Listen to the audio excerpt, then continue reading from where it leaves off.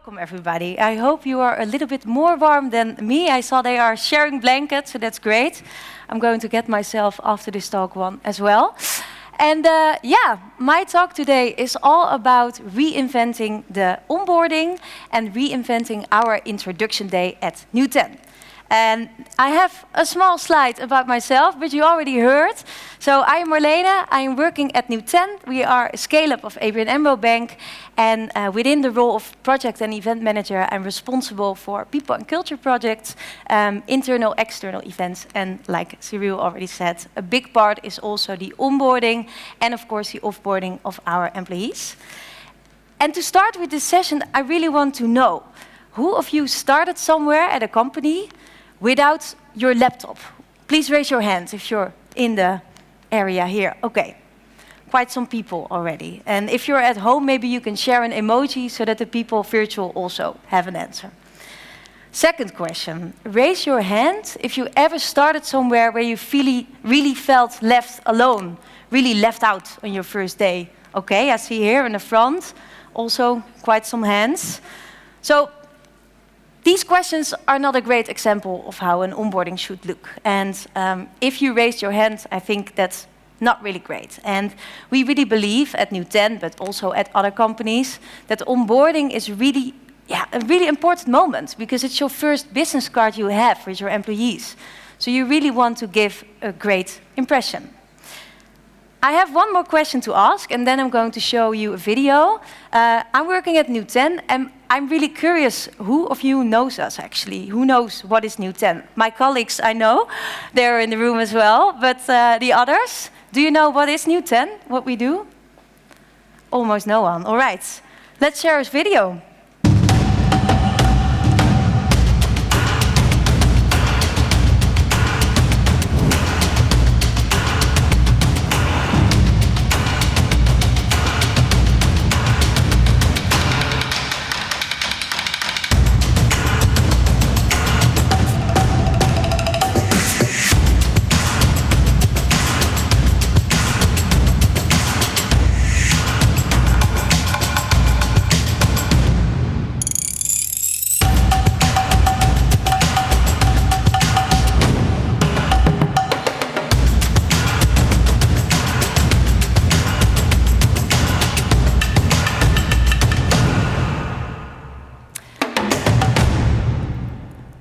Yes, so we are New10, and we are a subsidiary of the ABN AMRO Bank.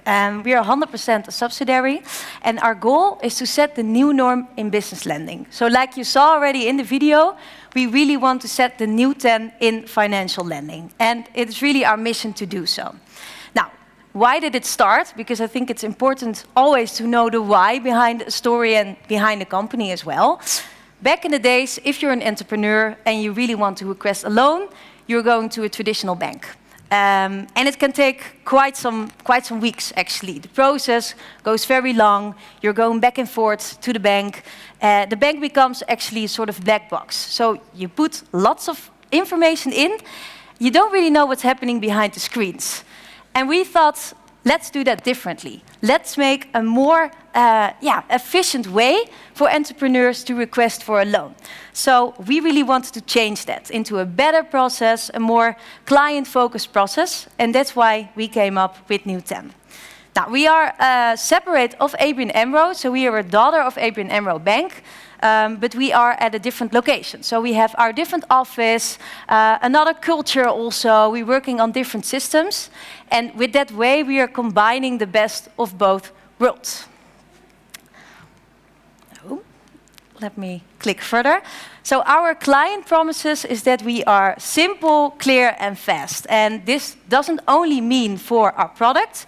So if you want to request for a loan, we are fully digital, we are really quick. Within 15 minutes, you know if you can lend the money. But this is also part of our internal processes. So for example, for people processes, this is also simple, clear, and fast. Now, I told you a lot about what we do, how we do it, and why we do it. But let's talk about the people. Because also in the speech of Peter, you really heard people are the people you should focus on. And it's really the people who create the magic. Now, within New10, like I said, it's the people who deliver customer value. And to build the best product, you really need the best people. So the 3 key elements, what makes New10 really unique, are focused on our culture, our technology, and diversity and inclusion. We have a really open and informative culture. If you enter our New10 office, you can see lots of people walking on sneakers, people ushering Nerf guns. So it's really, still a startup feeling. We are now a scale-up, but you can really feel the beginning of that if you enter the office. Technology, our people are really driven by technology. We are a tech company, so this is a really key element of what makes us unique. And last but not least, diversity and inclusion. People from different backgrounds really give a nice and great atmosphere. And within New10, you can see it on my slide, we have 130 employees with more than 32 nationalities. So you can imagine that's a really great group of people who are very diverse. Now, our culture values, we really try to understand entrepreneurs, and we believe that we are all entrepreneurs. So, we take the ownership within the team to make sure that the right shit gets done. We fully embrace creativity, and we only believe that together, yes, I said shit, only believe that together we can do the work. Now, to prepare those people we want to attract, who are going to create the customer value, we want to provide them with the best onboarding. And that's why we're here today, right? To talk about onboarding. And I'm going to share with you what we did in our whole onboarding process and how we used the pandemic to reinvent our onboarding. Because let's be honest, also our onboarding was in the very beginning of New10 open for improvement. I think you can always learn and adapt. And at day one, we also had quite some things we could change. So we really took our time to deep dive in that and to do a research to see what we could improve in our onboarding. And 1.5 years ago, in March, when the corona pandemic hit, we used the time we had to deep dive in this. So an in-depth interviews were being done amongst different stakeholders within the team.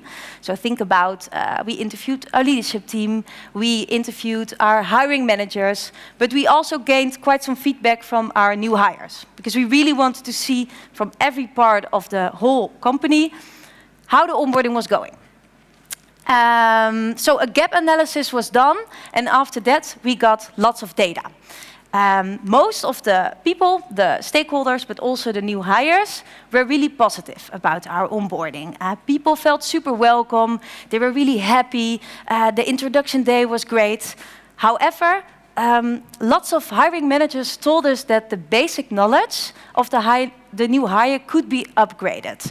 So we really felt that in the first couple of days, they got lots of information, and after that, the knowledge wasn't that great. We really missed out on that. That was a very important one out of this survey. Interviews. And also what we found out is that the new hire felt sometimes a bit lost. Like the question I asked you, who felt lost on the first day? Our new hires didn't feel lost on day one, but they felt that after a couple of days, they were really on their own. And they had to explore lots on their own. Now, with all that data, we came up with a reinvented onboarding plan. And this was also still in the working from home situation. And a new proposal was made. The proposal was first tested and validated amongst different team leads. Also new hires. We really wanted to check, okay, this is our plan. This is what we want to do. This is how we see it. What do you think? How do you see it? Will this add value? When we did all that, our plan went to our leadership team, who approved it, and then our new revamped onboarding could start. And our new onboarding is existing out of 4 different parts. And what is the most important thing I want to tell you is, like the title in my presentation says, is that we reinvented the onboarding, the introduction day, into an introduction month, because our employees felt on day one really welcome, but after those days, they were a bit lost. And like I explained, they really had to discover lots of things on their own. So we thought, okay, why not make it a bit of a bigger process and spread the whole onboarding out of 1 month. And that's divided in 4 parts. The first part is the New10 general onboarding. This is all about understanding the context of the company.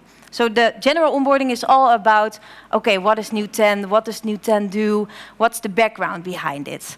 And the New10 general onboarding is existing out of a standard curriculum we're going to share with all the new hires. And this exists out of knowledge meetings. Because in the slide before, I told you that quite some data was about that the new joiner had to discover lots on their own. The knowledge could be upgraded. And that's why we felt, okay, let's do this different. Let's create knowledge sharing sessions in the first couple of months so that the new joiner really understands everything he or she needs to know about the company. So that's all about the knowledge meetings. A big part of the general onboarding is also the buddy. We give every new hire a buddy because sometimes the hiring manager, he or she is, of course, always really busy, and it can be nice to have somebody from the team who is really there for you from day one, who can show you around the office, who can explain also a little bit more about the culture of the company, and really to help. Secondly, what's also a big part of our onboarding, and this goes parallel to the general onboarding, is the role-specific onboarding. And this is really specifically on the role of the new employee, and this is done by the team and the hiring manager. So a role-specific onboarding plan, it really depends what are you going to do. Are you a Salesforce developer or are you an office manager? So the role-specific onboarding is always different, and it's always also given by the manager and the team. And the buddy can really help with this also. So most of the time the buddy is somebody from the same team. Then number 3, we added an extra wow effect because we thought, okay, we have our onboarding, we have all the knowledge sessions, we have buddy talks, we have role specific. What can we do more? So we added wow effects into the onboarding to create an extra content and culture of New10, of the company. So what makes you a New10er? And I will touch upon the wow effect later in the presentation. Last but not least, re-onboarding. And this is to be created. We haven't done this yet, but this is something we really want to add in the onboarding. And this is a refresher course, because you can imagine that if you're working somewhere already for 2 years, sometimes you forget things, right? If you're not working in that specific part, a refresher can be nice. So we want to add this in the whole process, that all the hires get, for example, if you're already working for 2 years, a refresher course about several topics. And also, if there are big changes within the company, for example, this is a great opportunity to get them, to learn about those new things. Now, this is how the whole onboarding looks. And I've spoken already a little bit about the general onboarding and what we did in the general onboarding. And the general onboarding is all about the knowledge sessions. We have now, I think, 38 different knowledge sessions, and we spread those out over 4 weeks. And I didn't want to put everything on one slide, because then it would be a little bit too much for you to read. But the knowledge sessions are there so that the new hire really can upgrade their knowledge. So think about sessions about compliance, risk management, architecture. The office tour is one of them. We have sessions about the New10 brand. So company-wide, we have spread all the knowledge a new hire should gain in the first month over 4 weeks. And we divided those knowledge meetings, again, in 5 different elements. You have New10 basic knowledge, product and customer knowledge meetings, technical knowledge meetings, check-ins, and ABN AMRO onboarding. And let's talk about the New10 knowledge first. So this is really the why behind what we do, because we believe that you should always start with the why. So in week 1, the new hire is getting sessions about a general introduction to New10. So what do we do? Who are we? He or she is getting an office tour. If the person starts from home, the office tour is virtual. And if the person starts in the office, it's a physical tour. But also, for example, a meeting about the governance, the team setup and strategic framework. It's very important to have these sessions in week 1, because in week 1, you're completely new, and we don't want to push the new hire into the really specific, in-depth information, because that would be too overwhelming. This is something we heard from our research.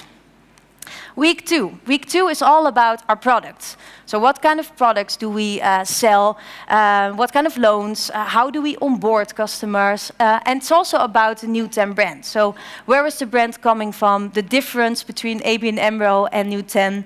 And these sessions are most of the time happening in the end of week 1 or in the beginning of week 2 to give a little bit more context. Then week 3 is all about technical knowledge. We are a tech company, so most of our employees are tech employees. So it's really important that everybody is up to speed on that one. And we choose to do this in week 3 so that the person really could digest the information, because otherwise, like I said before, it would be too much. So think about sessions about the architecture, incident management, Amazon Web Services, because we're working with that. Then the check-ins. Also a big part of our onboarding. Also in the talk before, you heard about that. It's really important to have check-ins with your new hire. The hiring manager needs to have different check-ins. The buddy also. But I, for example, also do a check-in. I always do a check-in after 1 week with the new hire, because I am the owner of the onboarding. So I really want to know, how is the new hire doing? Is the laptop still working? Are all the knowledge meetings still in the agenda? Maybe I already get some feedback so I can change and adapt. So the check-ins are really spread over the 4 weeks. And then last but not least, ABN AMRO onboarding. And I see you thinking, okay, ABN AMRO onboarding, what do you mean? Because you're part of ABN AMRO, but not in the bank. So what do you mean with that? We have different kinds of employees. So for example, people who are coming from a Randstad contract or contractors, but we also have internal employees. And for us, everybody is the same. We really believe that everybody is adding the same value to the company. But we have, for the ABN AMRO employees, an extra onboarding, which is existing out of different e-learnings. Also an ABN AMRO internet course, because ABN AMRO works with different systems. So that is really an important part also of the onboarding, to give a little bit more context about that. And most of the time that's happening in week 4. So this is a short summary of all the sessions. Like I said before, we have now 38. And I didn't want to overwhelm you with all these sessions, but you can, of course, always ask me during the questions or later on. And what I want to tell also about these sessions is that the sessions are recurrent in the Outlook calendar. So what do we do? For example, the session about governance and team setup is always the second Tuesday of the month at 11 o'clock. This way you make it really structured. So our business manager knows, okay, Tuesday I'm going to have a new group of people and I'm going to talk with them about the governance. But it's also very useful for the hiring manager, so that the hiring managers know, okay, that Tuesday or that Friday, my new hire is getting that information. And the sessions are already in the calendar. The only thing I need to do is send them to a new joiner. So if somebody is going to start, I'm going to send the calendar invitation to them, so that we're really sure that everything is in the agenda before day 1. That's a really important one. Now, how does the session look? This is a screenshot because, we're working hybrid. So our sessions are fully online.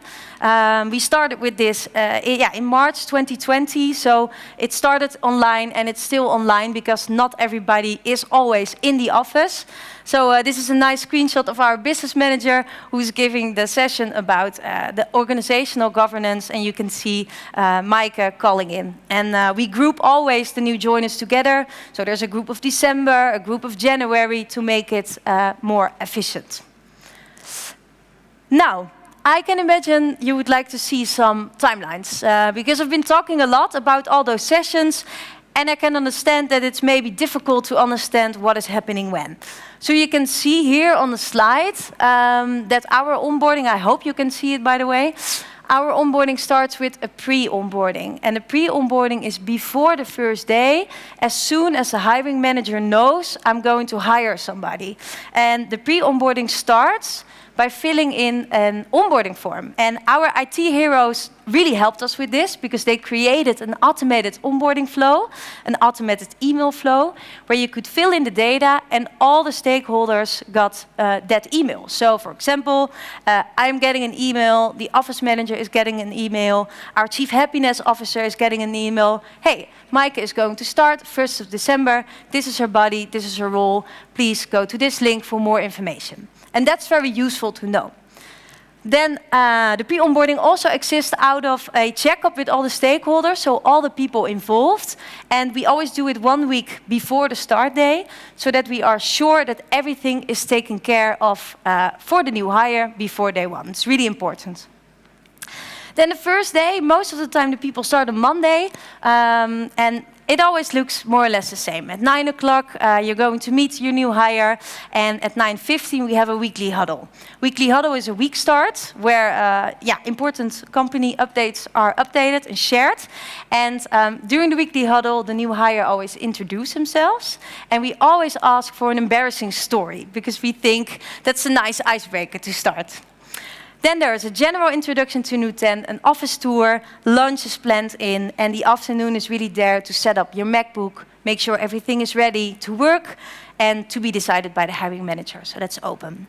Now, then you can really see that in week 1, 2, 3, 4 has really filled with the knowledge meetings, and parallel to it you see the role-specific onboarding. So the role-specific onboarding is also happening in week 1, and that one goes parallel to the standard general onboarding. The week 4, it ends with a survey. We send out an automated survey. Also great that that's automated because then you cannot make mistakes. Survey is sent out to all the new people to really get insights. Okay, how was your onboarding? What did you think about the technical sessions? Was your laptop working? Do you feel welcome? Maybe you have some feedback. And we really use this survey to adapt and to change if important things came out. Adding content and culture into your onboarding. We wanted to do something extra because we have now these great knowledge sessions. There's a great role-specific onboarding. There are several check-ins, and we wanted to do something to add a little bit of extra culture into the first month.